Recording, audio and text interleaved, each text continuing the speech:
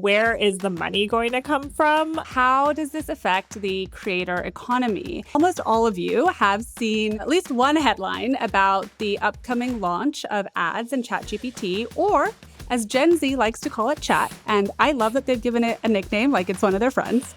To start, the ads will show up at the bottom of chats when there is a, quote, relevant product or service in a conversation. This happens all the time, right? Like, just look at Netflix. It famously said it would never have ads, and look at where we are now. Creators in general risk losing visibility. AI is not always the best about giving its sources.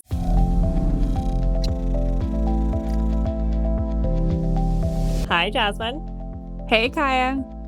We are on the road again this week. Yes, we have accidentally kicked off something of a roadshow for Scalable. We're going to be recording our second live podcast this Saturday at the Sundance Film Festival in Park City, Utah. We're going to be part of the brand storytelling event, which brings together brands, agencies, and creators. You can probably guess the topic of our podcast, given that we're at a film festival, but it is the convergence of creators in Hollywood and how brands are navigating this new era of entertainment. We're also very excited to have special guests from Ocean Spray joining us. I think they're such an interesting brand because they accidentally had such early viral momentum on TikTok. So we're super excited to talk to them about how they built on that and how the 100-year-old brand is taking that moment and how it's shaped its creator and social strategy in the years since. So very excited for that conversation. We are also excited to announce that we are going to be judges in this year's Webby Awards. We are joining a stellar panel of judges that also includes celebrities like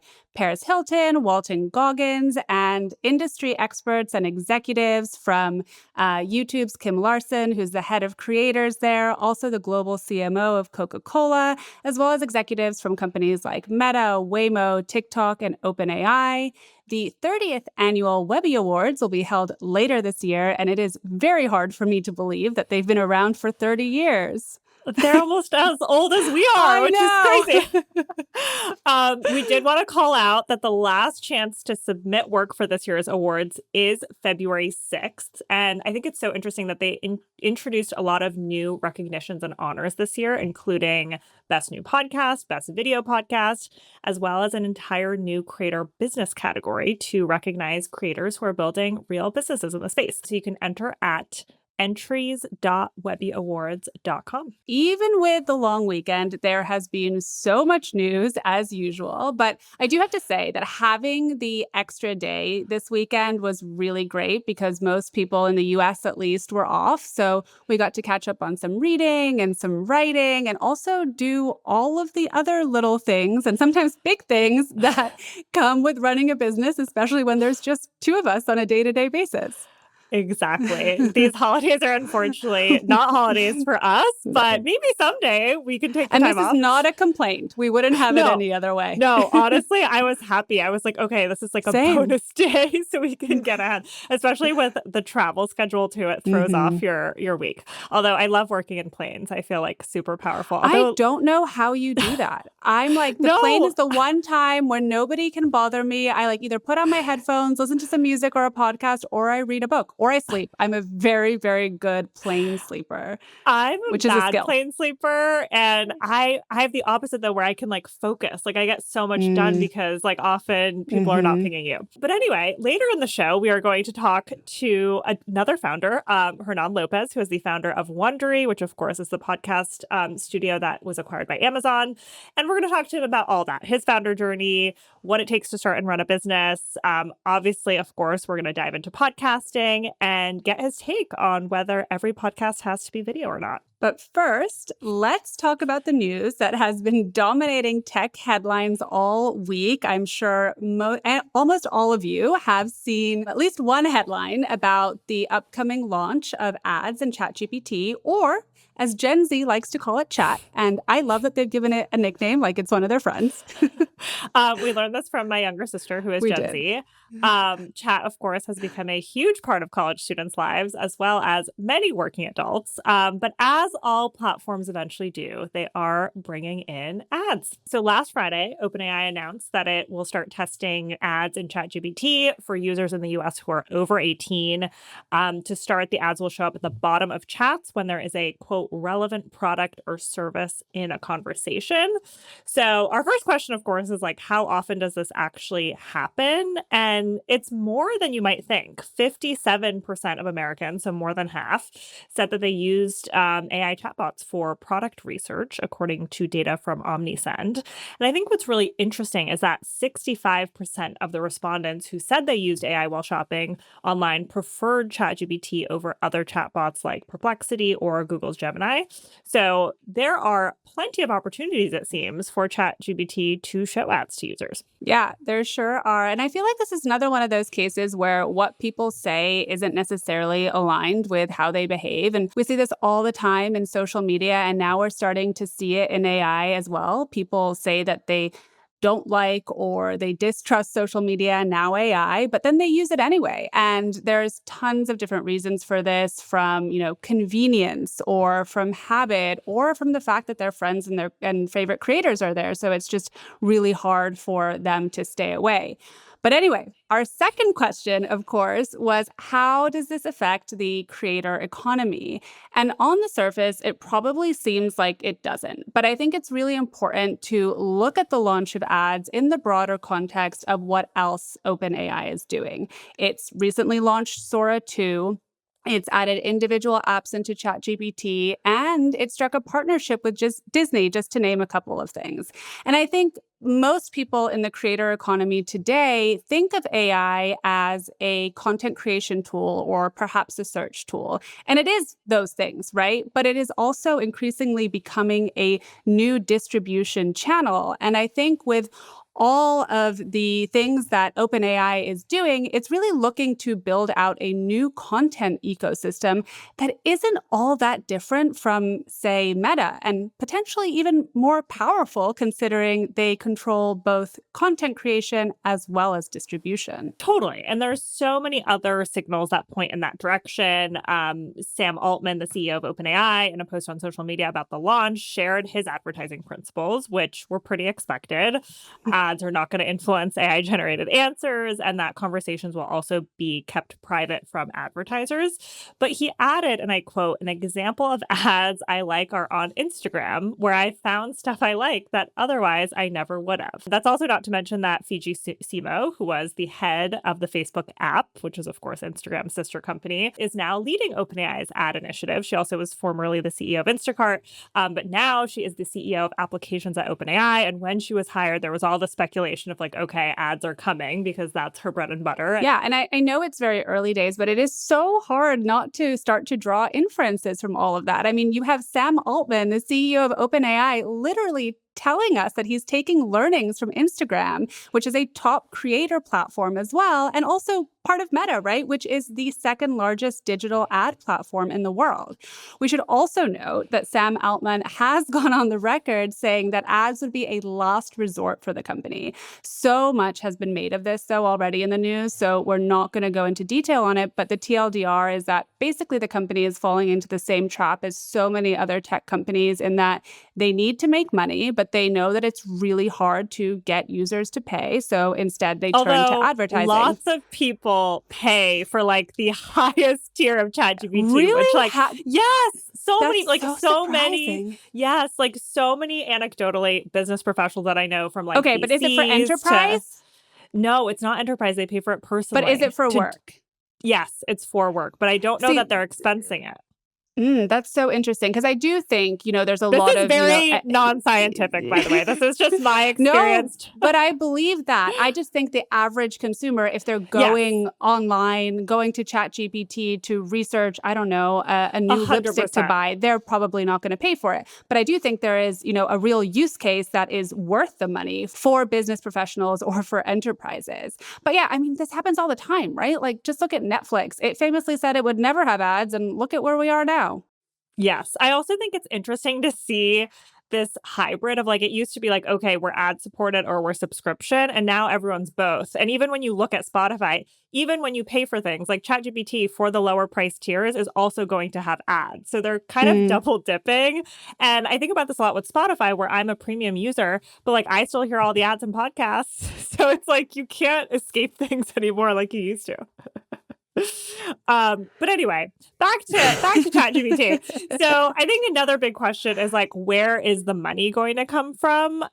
Traditional search budgets like Google and even Amazon will be most at risk, but this could also impact social and influencer budgets as well as advertisers start kind of shifting around their dollars. Google, of course, has some protections because of Gemini, but that doesn't have ads. And they recently confirmed that the app wouldn't be getting ads anytime soon. You know, what that timeline means, TBD. We've heard that before. And now that ChatGPT has them, maybe that timeline shifts. Yeah. I mean, we see that all the time, right? I mean, when one app starts to roll out a new feature, whether it's ads or whether it's short videos, hello, TikTok, its competitors start to follow, right? And sometimes I think it's better to be first, using that TikTok and short video example, because it somehow just like managed to take hold of, you know, culture and people. And it's been holding on even as reels and shorts have gained steam. But sometimes it is better to be second, right? And take learnings from the people who and the companies that came first. And I do think that this could be one of those cases. A good example of this, of course, is stories, right? I mean, it was big on Snapchat.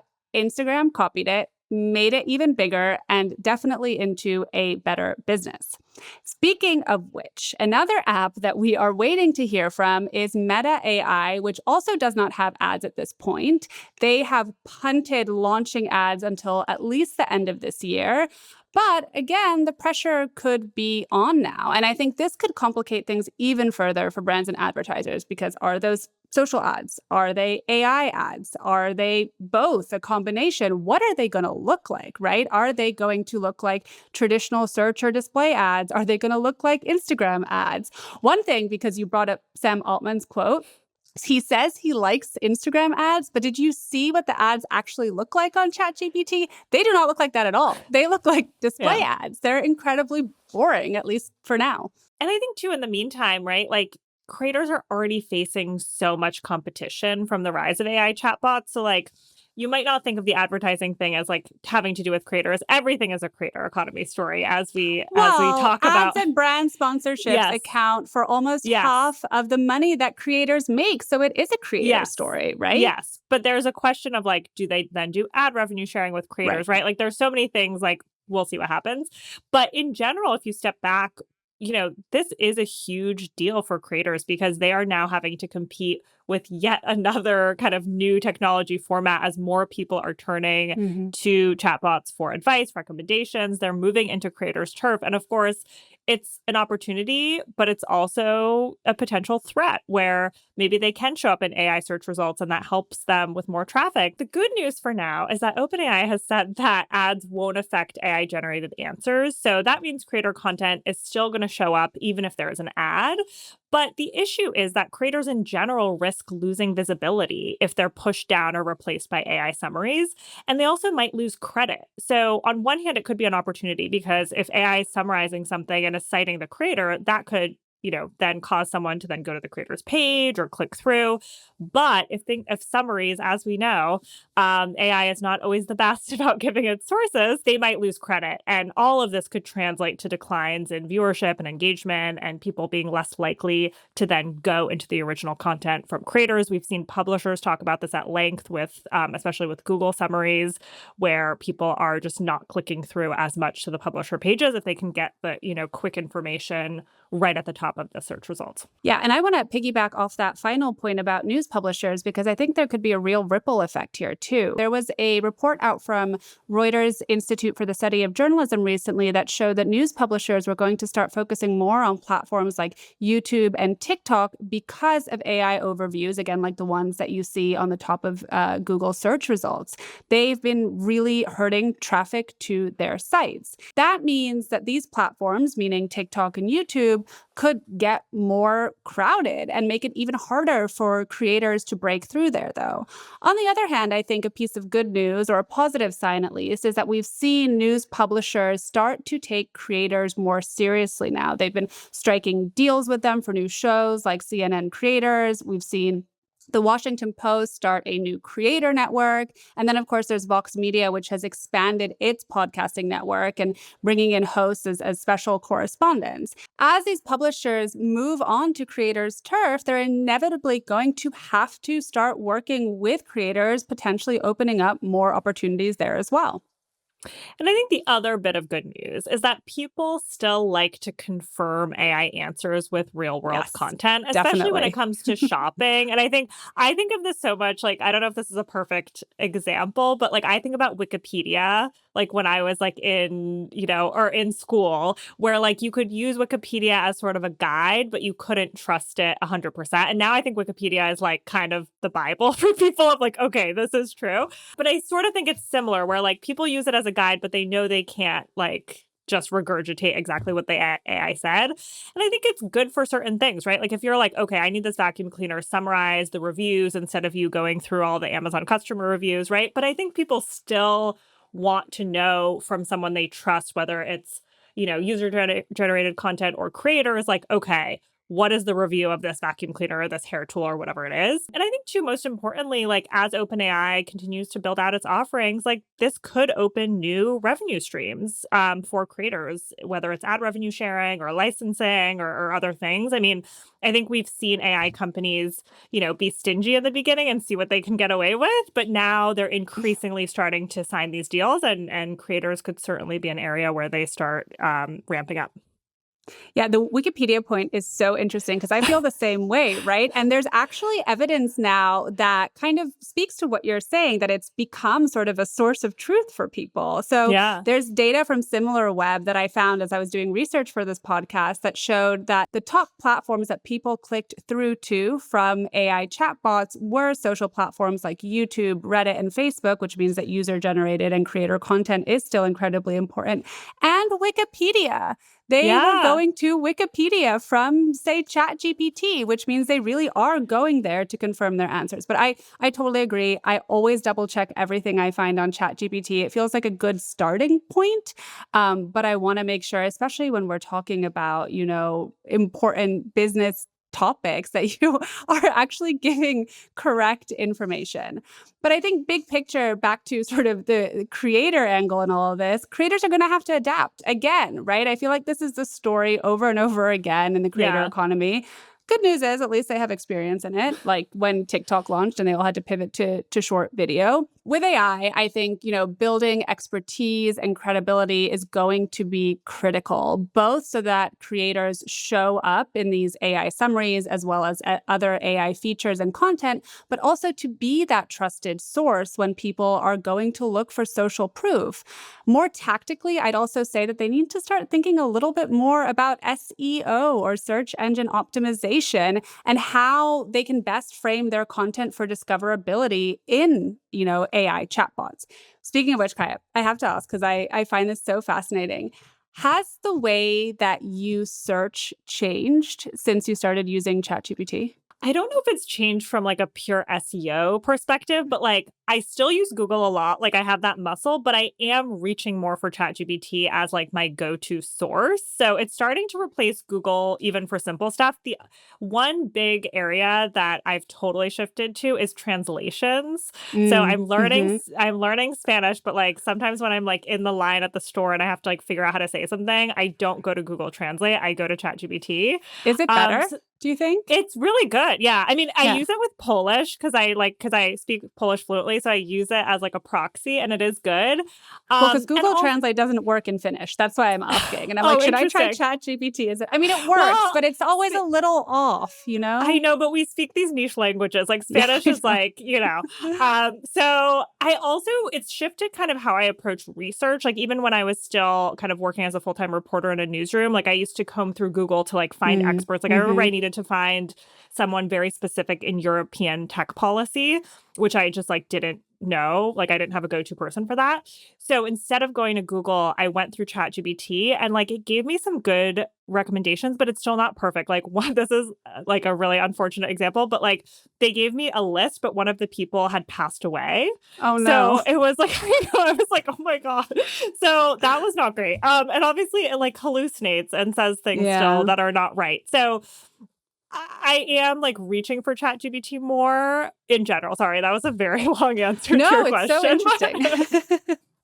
Yeah, I mean, I would say that I'm not a heavy ChatGPT user. I definitely use it. I still use Google more, I think. I do use a lot of Google's AI overviews, though. And yes, me rarely, too. Me too. I've found that I rarely actually scroll down past them anymore, which is not great. I do click through on the links that Google's Gemini gives me, though.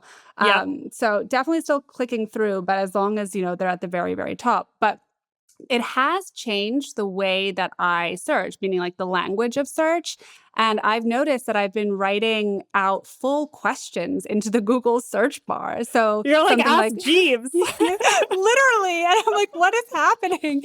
But I'm like writing out, what are the best tennis sneakers instead of just best tennis sneakers like I would have done before, right? So it's shifted from like keywords to like natural language questions. I'm talking to Google the way that I would talk to you, for example. And I mean, this is obviously so many business implications, especially for advertisers in terms of how they, target ads.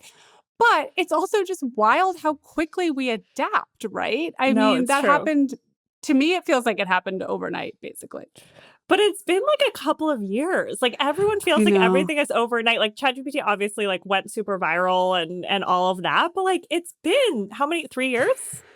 It launched November 2022. Yeah, it has. So just over 3 years.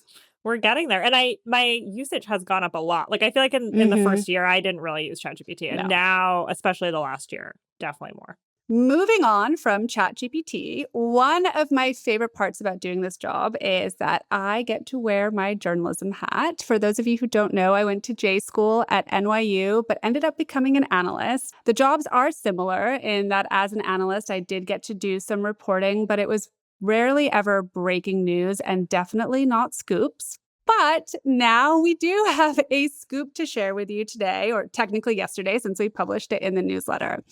But Senate Democrats are planning their first ever summit for creators, independent journalists, and new media, according to an invitation that we saw. The full-day event is hosted by the Senate Democrats' Strategic Communications Committee, or the SCC, and it will take place on February 11th in the U.S. Capitol. And if you are not familiar with the SCC, it was established in 1974, and it has played different roles over its history, including acting as an advisory board for Democratic leadership and helping Senate Democrats with everything from research to policy to communications. It is currently chaired by New Jersey Senator Cory Booker, and Tina Smith is the vice chair, and she is a Minnesota senator. So this is not the first time that Democrats have opened their doors to creators. The Biden administration hosted the White House's first Creator Economy Conference in August 2024. The event included about 100 creators and industry professionals, and it was the first of its kind hosted by the White House's Office of Digital Strategy. And the Biden White House, of course, also briefed creators on topics like the war in Ukraine, which was a big deal at the time and wasn't something that past administrations had done. Of course, the Obama administration, I remember Michelle Obama invited Viners to the White House. So, there have been dabbling of this, but it felt like the Biden White House, was the first to really hone in on the creator strategy. Yeah, totally. It felt like a huge moment. And so many people that we knew went there. And you were actually there. I Kaya. was there. So what was so funny about that event? So I was still a traditional journalist, and they put press in a different section, which was so interesting. And Taylor Lorenz was there when she was at the Washington Post. So it was interesting because they sort of cordoned us off. But look, it was super exciting to be at the White House. It was in the Eisenhower building, which was right next door. They had speakers come in and out. It definitely was more industry professionals, I would say, than creators. But it did feel like this big moment. But there were newsletter writers there, which was why I found it so strange that they separated you from newsletter writers who were going to be covering it in the same way that a traditional news outlet would. But they really put this line between kind of traditional media and then people that wrote Substack. So Yeah, it was a little bit interesting. We were like on the balcony kind of looking in, and there were certain sessions we weren't allowed to go to. So that was kind of like an interesting dynamic, to say the least. But it felt like this really big moment for the industry. When the White House hosts a creator conference for the first time, like it's the same as like Goldman Sachs doing the big creator research report, the podcast election, like all these kind of moments you look back in time and they feel like, big milestones for the industry. So it was exciting to be part of it, even though I had to look from above. At least you were there. Speaking of milestones, this new event actually comes after President Trump started inviting podcasters and independent media reporters to the White House briefing room, which was a huge moment that happened back in February, immediately after he started his second term. And I think this shows just how far behind the Republicans Democrats really have been in creator and influencer strategies, despite these big moments like the Biden Creator Conference. Trump, of course, was also widely credited for appearing on a slew of podcasts during the 2024 election. He did a 3-hour interview with Joe Rogan, for example. He also did a live X Spaces, which I listened to, with Elon Musk, who, of course, was, one of the most consequential people in getting Donald Trump reelected. Trump himself has also credited his win to those appearances, as well as his TikTok strategy. I don't think any of us can forget that one TikTok video that went viral of him working a shift in McDonald's. Speaking of TikTok and Trump, about exactly a year ago, I was at the TikTok-sponsored inauguration party for Trump, which I was reminded because someone that I met at the event texted me a picture being like, oh my God, this was a year ago. And it was pretty incredible to see that turning point for tech companies because so many of them didn't want to be political. And you had YouTube there having, especially podcaster TikTok. Event. Yes. It was one of the first out there, for example, saying it wasn't going to accept political advertising and it wasn't a political platform. Yes. So times have changed a lot, certainly. Yes.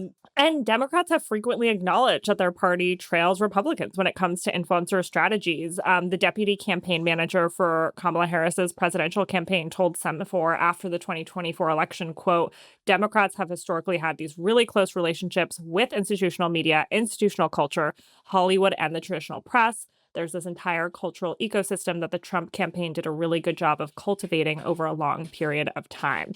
So that, I think, that really sums it up, right? Like you've seen so many celebrities come out to back Democratic candidates.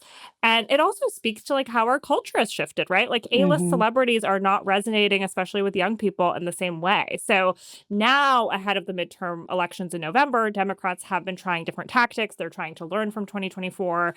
That includes developing content with left-wing creators. This has sort of become like a cliche, but it's like, who's the Joe Rogan of the left? The New York Times had some reporting on this last spring about various efforts to do this, including, pitching mega donors to, put back different creator projects, including one from Biden White House alums, which we have talked about previously on this podcast. Yeah, I mean, you brought up Kamala Harris's campaign and sort of, how celebrities may not hold the same sway among young people as they used to. One thing that just reminded me of, though, is do you remember Kamala Harris's announcement and really how her team capitalized on Brat Summer at the time after Charlie XCX posted on Twitter, right, that Kamala is Brat. So they've definitely tried, right? And there was so much momentum, and it was such a great way for Kamala Harris to introduce herself to the public. I mean, there were so many things that were just working against her from like... But then it fell off. It fell off. Social strategy fell off, Yeah, the limited amount of time, right? But also they didn't really build on it. And the creator-influencer efforts really weren't there in the same way as they were for Donald Trump. I mean, she sat down with Alex Cooper, but it's still, it didn't feel quite the same and to that same level as the Republicans were doing. But anyway, I mean, the urgency for Democrats to really get this right now is high. They know they have to figure it out. And Kaya, you mentioned that we talked about some of this on a previous podcast. You can check that out at the link in comments. All right, here is what else is going on in the creator economy. TikTok quietly launched a separate app called Pine Drama in the US and Brazil focused on microdramas, which if you've listened to past episodes, you know that we think they're going to be really big this year, and we're starting to really see a lot of momentum. It really seems to be shaping up to be the year of microdramas. And I think it makes so much sense for TikTok to do this because of how popular they are in China and on their sister app Douyin. You know, often tech companies launch these spin-off apps to kind of learn and not muddy the water of their normal apps. Meta did this early on before launching Reels. They launched Lasso, also in Brazil, back in 2018. Oh, yeah. Yeah. I forgot about that. Very interesting. Of course, TikTok is also experimenting with some microdrama features within its app. So definitely watch what they're doing with microdramas this year. Bitmine Immersion Technologies, a crypto company, has invested $200 million in Mr. Beast's holding company, Beast Industries. The chair of the company, Tom Lee, has called the move a moonshot. Now, if you're like me and are like, huh, when you hear this news, let me tell you what a crypto company could be doing investing in Mr. Beast. He is, of course, the biggest YouTuber in the world. So clearly they're going after reach and awareness here. His association with Bitmine could definitely bring more eyeballs, especially among young people who might not yet have established banking habits or preconceived notions about crypto. It's also worth noting, if you're wondering, what's in it for Mr. Beast. In October, he filed a trademark for Mr. Beast Financial, which is described in the filing as offering online and banking services. Very interesting. Sure is. Alex Earl has launched a new video series on YouTube, which is a twist on the Get Ready With Me format that, of course, catapulted her to success on TikTok. The new series called Get Real With Me. She's conducting longer, more in-depth interviews with guests, beginning with her friend and fellow TikToker, Jake Shane, who is so funny. Jasmine and I went to his live show at South by, and we were like, it was great. Are we going to are we going to understand this? And we were crying laughing. He's so funny. Anyway, I digress. I think this is such an interesting one because she did a whole launch with this and had a press article, and it was the emphasis is really on YouTube. And of course, she is known for short form content. She's of course diversified beyond TikTok. She's big on Instagram, but it really shows how creators are developing these recurring recognizable formats and investing in long-form content. Long-form content, you tend to build stronger relationships with your audience. Of course, Alex Earl is super recognizable, but I think people see the limits of short form, and she's expanded with her podcast. This is another attempt at that. And I think just like watching, your favorite talk show back in the day or franchise shows like Judge Judy or like Dr. Phil, right? There's something comforting about that same format, the same host, the same studio. And I think creators are looking to kind of recreate that for the modern entertainment age. So I cannot believe we're talking about taxes again, but here we go. It's a little different angle this time, at least. So many taxes. Should we have a taxes segment? Please, no. I don't want that. I don't think any of our listeners want that either. Anyway. Although, please tell me if I'm wrong. I could be wrong. James Fishback, a Republican candidate for the governor of Florida, is proposing a 50%, quote, sin tax on income earned by OnlyFans creators in the state. He believes that this would deter people from joining the adult content site and that they would use the revenue to raise teacher pay and improve school lunches. Now, it's worth noting that Florida is one of about 8 states that doesn't have an income tax, but they do pay federal taxes. And most states have what is called a progressive tax, which means you pay higher taxes when you earn a higher income. But no state has an income tax that is anywhere near what Fishback is proposing. This proposal has obviously started to receive quite a bit of criticism and backlash, including from Florida-based Sophie Rain, who is one of OnlyFans' top paid creators. She pushed back on this proposal, saying that many people rely on the platform to support their families. This is interesting because Rain was actually the creator that Fishback cited in his proposal to show just how much money could be made. He said that she would end up paying Florida $42 million in taxes. That is not a small sum. Also, the irony in all of this is not lost on us. This proposal unfairly targets mostly women who create content on the platform rather than the mostly men who pay for that content. A nonprofit is building the new Institute for Responsible Influence. Its first order of business is to create a certification program for U.S. creators.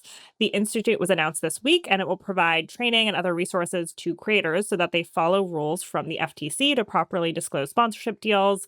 Creators who complete the training will be certified, and the idea is that, creators who are certified are going to comply, and it's sort of this like almost stamp of approvals that brands and consumers can kind of look to. The Center for Industry Self-Regulation, which is part of the nonprofit organization BBB National Programs, is the group behind the effort.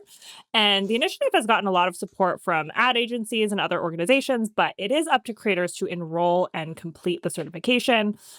We, of course, discussed the FTC guidelines and how other countries like the UAE are approaching influencer regulation in last week's podcast. That's all the news we have for today. Now we are excited to welcome Hernan Lopez, the founder of Wondery, to our show. Hi, Hernan. Welcome to Scalable. Hi, thank you for having me. We are so excited to talk to you. You have had quite the career, from almost 13 years at Fox International to then founding Wondery and now AlanCo.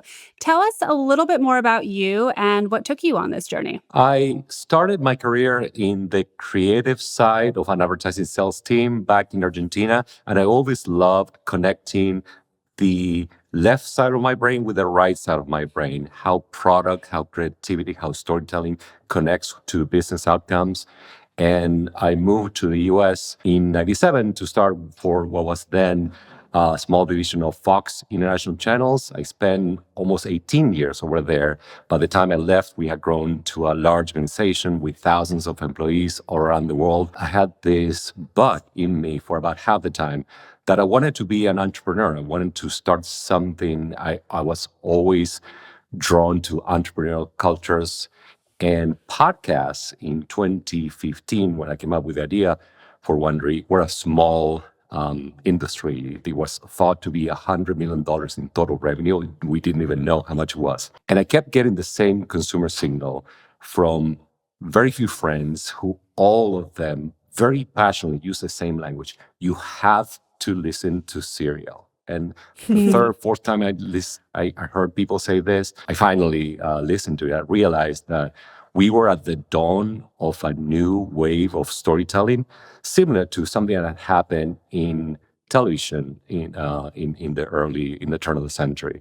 And I was lucky to have caught that bug early on and went on to start Wondery, which led to an amazing journey over 5 years until it was acquired by Amazon. It was another amazing journey for them after I left. And 2 years ago, I started a consulting business called Alan Company. And we help companies in the media, tech, and entertainment space connect consumer trends with enterprise value. We talk about how time spent turns into enterprise value, something that informed Wondery and informed my work at Fox. We definitely want to get more into your career a little bit later in the interview, but we want to talk to you first about podcasting, which of course is very top of mind for us as new podcasters, as well as for the industry as a whole, because as you said, it's grown so much since you started Wondery 10 years ago. So was it listening to Serial that really, triggered, your decision to found Wondery? I mean, obviously it was a much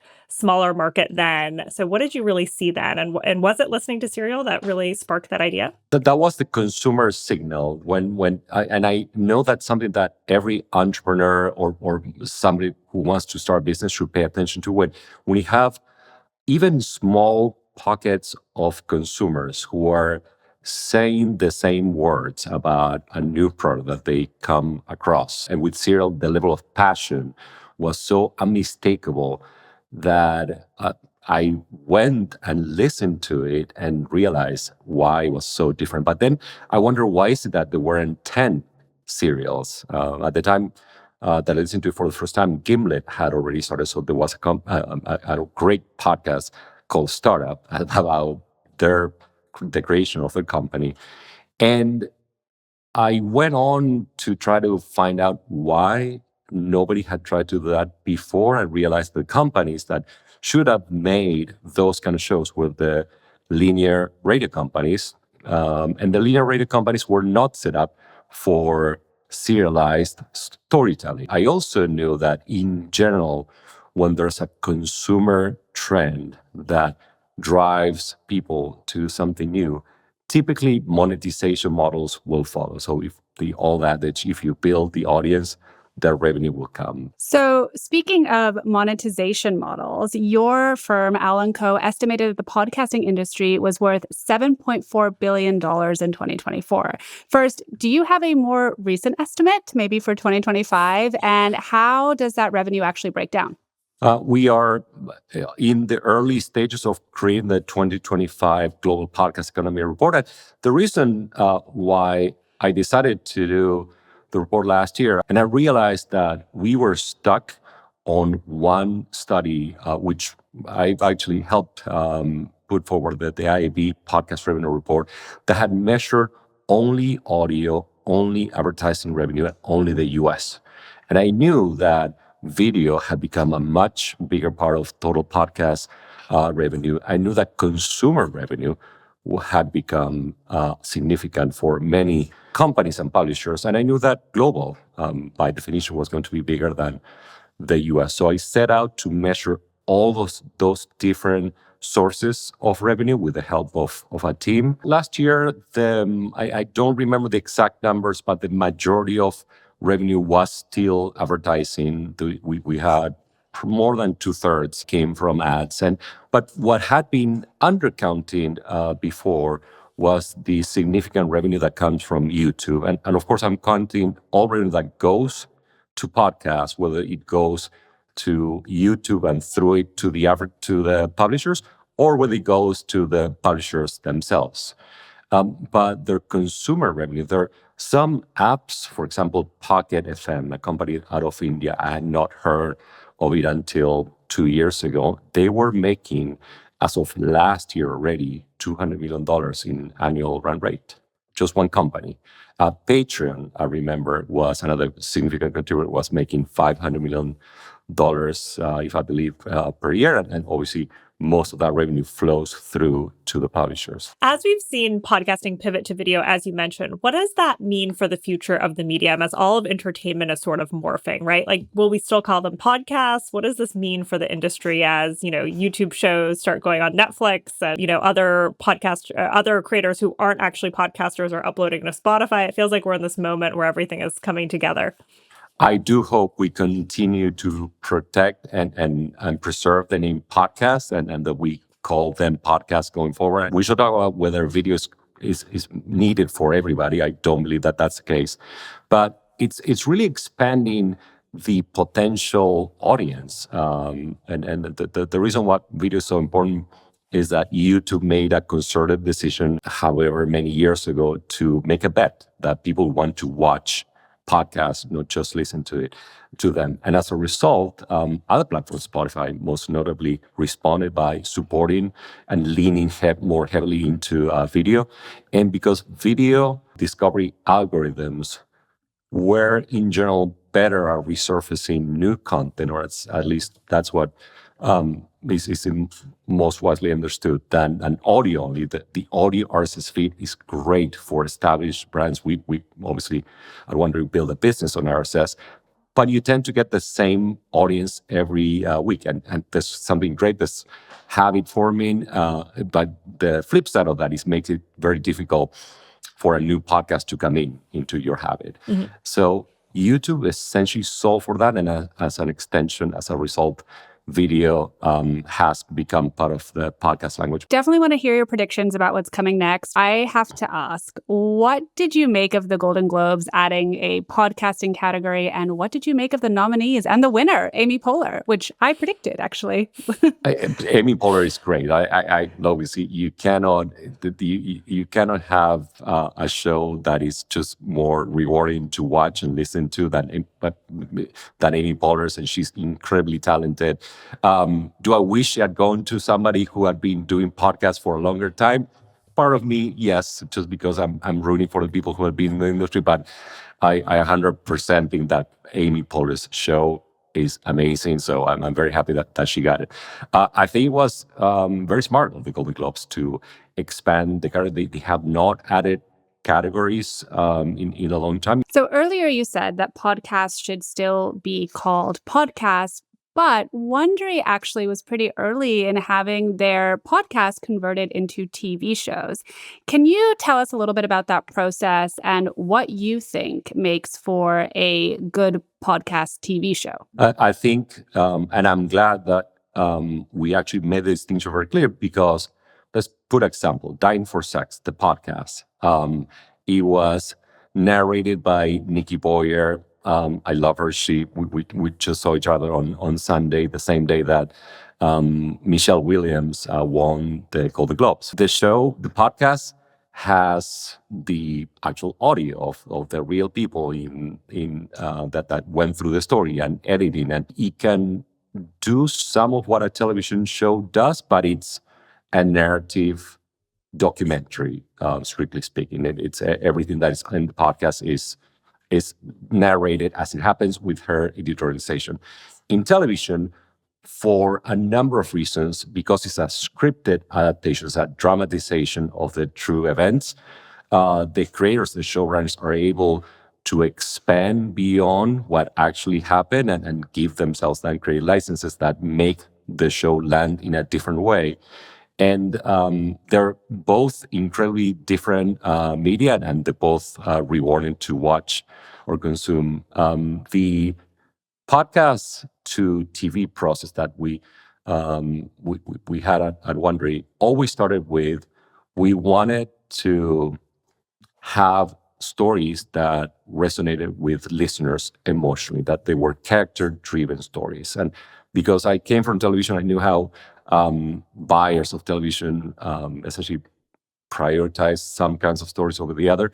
We chose the podcasts that were most likely to expand into television shows. And we got several of them made out of 30 at that option. So you said that not all podcasts should be video. So say more about that. What podcast should be audio only? And it feels like it's hard to not do video now in this environment. So tell us more about that. So I didn't think, for example, Up First, right? One of the nominees that the other day, or The Daily from the New York Times. I think those kind of shows there's always a trade-off between how much video you do and how much editing you can do. And there's always a trade-off in getting guests to be available at the time that you need it and for the time that you need them. You guys probably are familiar with the show Acquired. And they are very famously audio only. They do amazing, very heavily edited 4-hour episodes. And the kind of work that they do will be really difficult to do with video, although sometimes they do video interviews. What I think is now table stakes is that every podcast needs to have a video strategy. And that video strategy is a minimum clips to be shown on Instagram and other short form platforms, because discovery is essential, and podcast clipping, it's becoming its own marketing vehicle, and it's actually spread its own cottage industry. There are companies that make significant amount of revenue from Joe Rogan clips, for example. Let's talk a little bit about predictions and what you expect from the industry. So what would you say is the single biggest structural shift in the podcasting business in the, say, next 5 years that people are still underestimating? I don't know if I would call it a structural shift necessarily, but it's a product innovation. I have predicted already that we're going to see vertical podcasts. I don't know if you guys are familiar with the show Subway Takes. That's on Instagram. That is, to me, a new format, and I call it a vertical podcast because the underlying trend, and AlanCo will publish some work about this over the next couple of weeks, is that vertical is the default mode on mobile. And the apps that lean on vertical are actually winning time spent. In the last year, Instagram, of all the big apps, gained more time spent than any other app. We resist turning our phone back sideways. We don't do it unless we really have a reason, like we are going to sit down to watch a movie or play a game. Other than that, the default mode is vertical. So when we started producing this episode, remember I asked, is this shot vertically or horizontally? I'm sure that you'll have vertical clips for promotion. But I predict that if I watch this show in 5 years from now, the default will be vertical. Microdramas have also been something that you have been paying attention to lately. So what were some of the early signals there? And do you think they're going to break into the mainstream in a big way this year? Yes and yes. So my very first area of interest was before I started Wondery. I was obsessed with this idea that because I worked at a movie and television company, and we knew that movies had been made to fit into a television set, we thought that television shows and movies could be made to fit into a mobile phone. And in theory, they can, but that's not what they were designed for. So my first idea before Wondery was something very similar to Quibi. And luckily, I was talked out of it by a colleague of mine who then, John Langroth, who then, when I told him about Wondery, he said, oh no, that is actually a good idea. This thesis that mobile content needs to be designed for that screen has been with me for a long time. And if you think about short form has been around for decades. In fact, short form movies preceded feature films. That's what the word feature film exists. Short form television has existed as well, but there's never been a way of monetizing short form until YouTube. And YouTube has been great for pretty much everything except for scripted serialized content. Right? There aren't any ways of monetizing at scale scripted serialized. So microdramas, which started in China in about at the end of 2020, have been essentially plugging a gap in consumer demand and supplier offering. And I think we are now at an inflection point so the whole industry was worth $3 billion outside of China, of which a little less than half was in the US. But I think you're hearing more and more about it because a lot of scripted talent who work in television as well are finding a way to express a new story and to monetize it through this medium. But I said in my reports, short dramas are a subset of this much bigger space called vertical video. Vertical video is a $100 billion industry already outside of China, so of which short dramas are $3 billion, and that's, I think, is going to increase in share. But those $3 billion are the ones that matter to the scripted entertainment producers. All right. Well, we'll have to talk to you 5 years from now, and maybe we'll be in vertical. But we wanted to move on and talk to you a little bit more about your founder journey and hopefully get some advice from you as well as first-time founders in this space. So you have now founded AlanCo. Tell us about that. I mean, what gap did you see in the market for this? There are consulting companies like BCG, McKinsey, that have lots of history and very big teams that come and solve solutions for large companies by definition. And they come in for 3 months and they will charge you 7 figures. And there are some smaller consulting firms that are more specialized and smaller, more affordable, and have more of a higher touch. But it's just a smaller version of what McKinsey and BCG do. What Allen Company seeks to do is to create relationships over a long period of time with companies in the media entertainment space. We're now working with different divisions of the top 4 global studios, with 4 independent studios, always in the streaming or television content production. We work with startups, and our areas of expertise all had to do with streamonomics, essentially the theory of what drives the economics of television, film, music, podcasts, creator content, and sports streaming. And today, everything is streaming. It's a completely different founder journey from Wondery, because this one we are a 3-person team, obviously supported by a large network of experts that come from my experience at Fox and then at Wondery, but it's not meant to be a VC vehicle, right? The way that Wondery was. Looking back at your time at Wondery, was there, a certain decision or most important decision that you made that materially changed kind of the company's trajectory? So many, and the first one that I can think of was launching Dirty John, right? And it wasn't really necessarily a decision, but rather landing that product. It came to us through the LA Times. LA Times wanted to create their version of the daily. And so they called me in for a meeting. There were no podcast companies like us in LA. So I got lucky. And I told them, don't launch the daily. If you want to follow what the New York Times did, think about Modern Love as the model. It's a column that is based on a newspaper article that is easier, that it's ongoing, that you don't have to produce 5 days a week. So I asked them, what articles do you have that somehow are in the territory of Modern Love? And as just it happened, they had been reporting on Dirty John, the newspaper story, for about 6 months. We started to work together with Christopher Goffard, the writer, and we created this model of essentially publishing simultaneously one day newspaper article and then the same day the podcast. And it really took off. There was a before and after Dirty John for Wondery. Is that your biggest win as a founder, or would you point to something else? I think my biggest win was to create a brand, and this was very deliberate. From the beginning, we had a sense of what the Wondery brand meant. The model for me was Marvel. So you go and watch a Marvel movie and you immediately know that it's a Marvel movie or Pixar.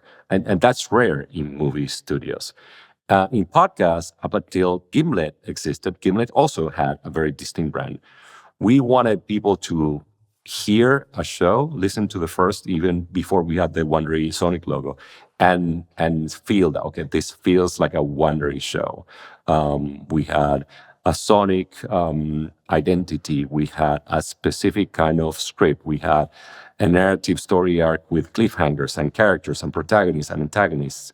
And all that contributed to the idea that people felt that Wondery shows were different from other shows. Obviously, it was easier to be distinct at the time because there weren't that many podcast companies available. But one of the things that flatters me the most is when people either recognize the Wondery sound or feel that they were inspired by the Wondery sound. And tell us a little bit about the decision to sell to Amazon. You know, obviously it's a huge company, but it's never an easy decision to exit. So talk to us a little bit about that thought process and why you decided to go with Amazon. It was 2020, a difficult year in a number of ways. So the pandemic was a difficult year for me personally. You guys can probably, if you're not familiar, you can listen to my or read my LinkedIn post. I was going through some challenges that luckily are behind me. And towards the end of the summer, I started to feel that some of the buyers in the industry, Spotify in particular, and SiriusXM, which had just bought Stitcher, and Spotify had already bought Parcast, The Ringer, and Gimlet, may not be as interested in buying yet another podcast company. So I started to, my advisors got inbound. They had a number of people reach out to them and say, would Hernan be interested in entertaining a conversation? And Amazon was not one of them, actually. But once they got retained, we went through a process. And the people at Amazon were very clear from the early conversations that they were serious about the company. And we had an amazing conversation and process over the next couple of months, and one that ultimately concluded in a good place. Obviously, they had growing pains, as any companies acquired by another one always has, but they're, I think, 5-6 times bigger than they were as far as total revenue than they were when it was an independent company. So I think it was overall a good outcome. And what was that process like emotionally, right? This is a company you founded so early on. Like, what is it like to let go and then, watch the company, like you said, go through growing pains and changes and all of that stuff from the outside? It was made so much easier because my team went with the acquisition, and I knew that obviously I was rooting for them from the outside. It's always difficult and a little emotional, and then you have to catch yourself without saying before I would do X or would not do Y, because it's from the outside everything looks easier. One of the things that I practice at Alan companies is I advise with a large degree of empathy because I was in that seat before. I know that decisions are difficult. I know that executives have conflicting objectives and tensions. So none of what all these large companies do is easy. And I was I think in many respects able to just be proud that Wondery under Amazon was going to be much bigger than Wondery under the small independent team of 65 people, who all of them but one stayed. We asked you kind of biggest win as a founder. So what's the biggest mistake you've made as a founder and what did you learn from it? I thought that it was going to be easy to raise money. And I went on to scale the company, went from 0 to 6 employees, immediately thinking, okay, the money will come right away. And the money didn't come for 2 years. I really struggled the first couple of years to raise money, and for all good reasons that had to do with the market being small. The interesting thing is, if I had known how difficult it was going to be the first year in particular, I may have not started Wondery. So sometimes you have to go through those mistakes in order to get to success. So final question. What advice do you have to us, either as first-time founders or as first-time podcasters? As first-time founders, I think you're already following this, which is you're both doing work that you love so much that you would do it for free. This is the framework that I can't remember who told me this for the first time, because the founder journey is difficult, and it's not for the not for people who quit. So you have to genuinely love what you do every day. And as far as podcasts are great for long form conversations, but the world is moving towards shorter form. So mastering how to do 30-minute